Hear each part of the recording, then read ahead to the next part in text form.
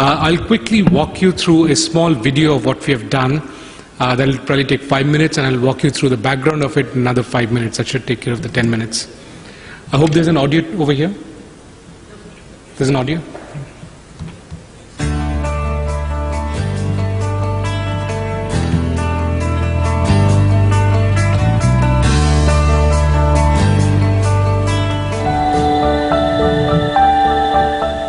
बाबा ने सिखाया कि अपनी हर कोशिश पर विश्वास करना सीखो और एक दिन हमारे सारे सपने सच हो जाएंगे। हमने ब्याज पे पैसे लिए, ढेर सारे बीज खरीदे और जमीन भी किराए पर ली।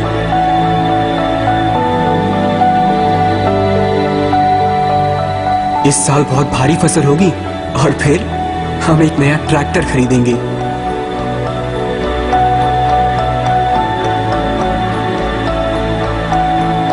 हम दिन रात मेहनत करने लगे, खेतों को समय पर तैयार जो करना था। मगर एक दिन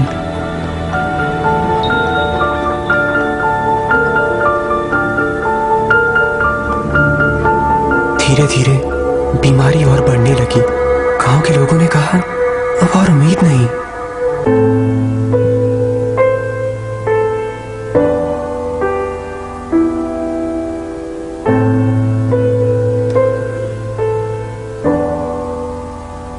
दूर शहर में डॉक्टर हैं, दवाइयां हैं, पर हमारे पास वहां जाने के लिए पैसे ही नहीं थे।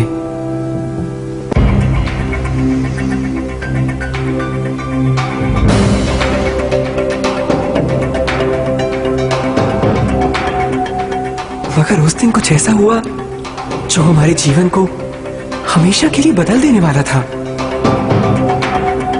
बाबा सच ही कहते थे, जिसके पास उम्मीद है उसके लिए कुछ भी नामुमकिन नहीं। अब किसने सोचा था कि एक पूरा का पूरा स्वास्थ्य केंद्र ही कोई गाड़ी से उठाकर ला सकता है।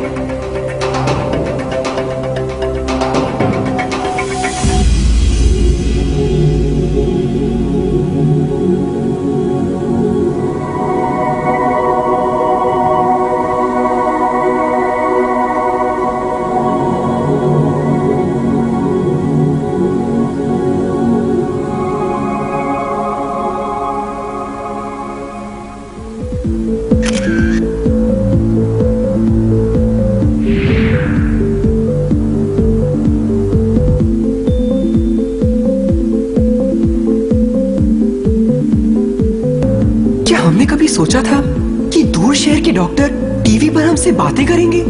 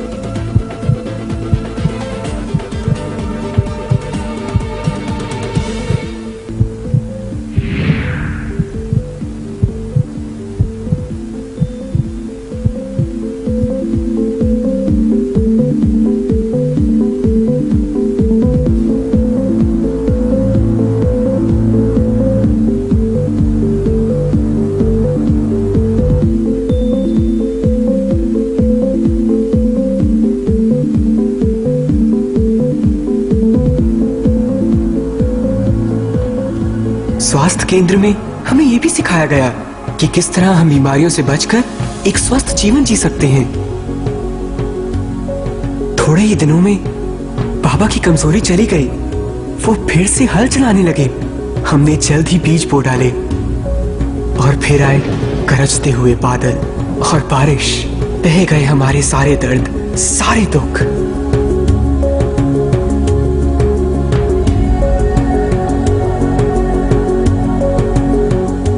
शायद मेरे बाबा की तरह शहर में और भी लोग हैं जो दूसरों के सपनों को सच करते हैं।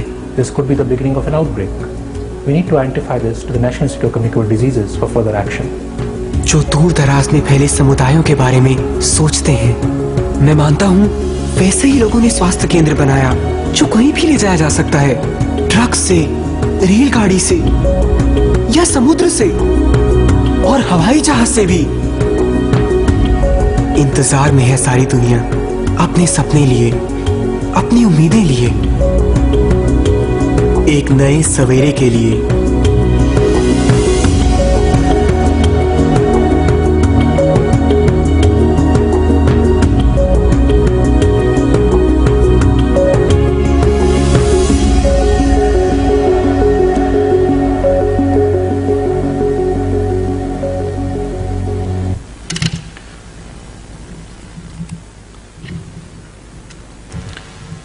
So, a quick background of what the solution was that we had rolled out initially in Chausala, then in Lakhimpur Kheri in UP, and then in the outskirts of Hyderabad itself in Ailabad. Let's go back into why we picked up this solution, or why we created this solution for India. If you look at the health scenario in India, I don't think we need to repeat what's the situation. It's much worse than even sub-Saharan Africa in terms of at least MMR and IMR. I'll not go into the details of these because all of us are aware of it and we don't have time. So what's the issue basically, especially from a rural perspective, even from an urban perspective, that there is a issue in terms of access to healthcare. Villages with no primary health center, regions with no hospitals, even if there are hospitals, there are no equipment. When we went down to many of these primary health centers, we found that very fancy equipment such as X-ray machines and so on are put behind iron collapsible gates with the lock being rusted, the gates being rusted, nobody has a key. We went to another village in Rajasthan called Sora, and we went down and we asked the caretaker, the security person, as to where is the doctor. He says, doctor doesn't come for last 2-3 months, so who's taking care of these patients who are roaming around here? He says, I'm there, why don't you worry? I'm there to take care of them, I give the medicines. Which basically what he does probably is give wide spectrum antibiotics, it works, it'll work for some time and basically create a very devastating effect in the long term on the population. And so where there are equipment, there are no doctors. If there are doctors, there is no support, there is no electricity. Forget about computers, that's far too much to talk about, and there are no connectivity. So essentially, if we look at how government rolls out healthcare infrastructure, the government will decide to set up a sub-center or a PHC or a district health center, which means that a budget will be allocated, which will take about a year because the BE will come out, the RE will come out, and then the budget gets allocated. Then the tendering will happen, either PWD or CPWD or somebody will come and then build it up. And hopefully in 3 to 4 years' time, you will get something out there. And in quite a few cases, there will be nothing but cows grazing on the land and nothing will come up. Given that situation that we are all aware of because of the procedural complexities in the government, the point was that how do we make sure that the moment we have the budgets in place, we can instantaneously roll out something which is tangible, where there is monitoring happening. We know that the refrigerator, if it's down for more than 4 hours, the vaccines cannot be used and an alert goes out to everybody else. How do we know that the doctor is coming and not coming? How do we know which patient is coming in? How do we know the patient disease profile in that area? For example, in Chausala, we figured out that most of the people have got skin rashes and COPD, which is a respiratory disease. Now, typically people will not go around talking about skin disease because that's taboo. You don't go around and say, I've got skin disease. But once they start coming to this center, because of the EMR behind it, we could have the data analytics which showed that the profile is that 32% of the population has got skin disease, another 26% has got breathing problems, COPD. And it turned out that, and then we told the local MP that there's a problem. He went and checked the fertilizers, pesticides, everything. It turned out that the water, which is a local pond where the buffaloes also go and the people also go, is a source of the skin disease.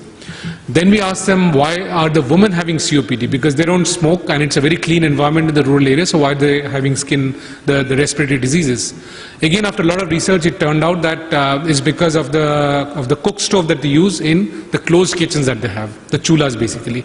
So basically, we are also getting into preventive healthcare because of these kind of solutions coming in. So we saw that all of this happening, so what is the solution that we can have? And you saw the solution was taking a shipping container which is standardized, nobody has to write the specs to it, have a built-in telemedicine. Again, as Dr. Ramki very clearly pointed out, for the last 15 years, telemedicine has been used. But somehow it's not having the impact, right? We don't see it making any difference. So we went back and we researched for the last 15 years, what has happened? Why is that there is no difference? We saw that the telemedicines are being implemented in bits and pieces, in the sense, sometimes the technology is right, the social engineering is wrong. Sometimes the technology is wrong, sometimes, but the social engineering is right. And the whole mix and match of all of these. Sometimes the right kind of stakeholders are not there. Sometimes there is an issue with the people over there. For example, when we rolled this out, we thought we were rolling it out in a place where there are no doctors. Guess what? There may be no doctors, but there are healthcare providers sitting there. And they are not necessarily medically trained health providers. They are what we normally call as quacks, but they play a very important role. When we and the government has not been able to provide healthcare, they were the people who stepped in and provided healthcare. When you put this kind of a system in place, they get displaced, and they went around saying, if you step into this center, your kidneys will be stolen. That's the kind of resistance and pushback that you get. And that's just one small example of what we went through to get this done. So we made sure that it's not just doctors and patients looking at each other over telemedicine and magically the doctor can find out what's wrong with the patient. We integrated the medical diagnostic equipment with the cloud so that there is no human intervention in between, so that in a place where there are no skills, or very, very low skills, people can still use this equipment. The entire set of medical devices get connected to the health cloud so that the moment a drop of blood is put into the system, the analysis is done and sent back to the cloud without any human intervention. I'll just move quickly for the sake of time. I think you've got a good idea of what the solution is. There are more details to it. One important part is the dashboard that you see on the left, where real time you can see which patient is coming in, what's the profile, how many people have got skin disorders, eye disorders, flu, and so on and so forth. What's the profile of the gender, is it male, female, their age group, and so on and so forth. All of that you get real time. Every single patient coming in, this gets updated. You can see all these data analytics coming in. So this was what we call the eHealth Center engineering team, because there was social engineering involved, there was obviously technological engineering involved, and there was a mass psychology engineering involved. We went to the temples and we talked about what's going on. We had the village head involved, the sarpanch involved, and it turned out the sarpanch was not the sarpanch, and the day we launched it, it turned out he was a wife of the sarpanch. He was a husband of the sarpanch. The wife was a real sarpanch. So those are complexities that keep coming up, surprises that keep coming up. As of now, which is July of 2013, this was launched in November last year, so in about 8 months, we have treated 15,000 patients in about 3 different centers. So about 12,000 in Chausala, about 2,000-3,000 in Lakhimpur, about 1,000, 2,000 in Ailabad, outskirts of Hyderabad. These were all the partners who were involved, and I don't think we would have been able to pull this off without these partners in place. And I would thank all the partners. We're planning to replicate it further, and the government has put in a fund of $10 million, about 50 crores in the 12th five-year plan, to replicate this and take it forward. And as you would have noticed, this project got an award at E-India last evening. It has also got multiple other awards internationally. These are the people involved, a quick glimpse of all the people who are involved, including CSIR from Government of India. So thank you so much for your patient listening, and there are some links where you can get more details. Thank you.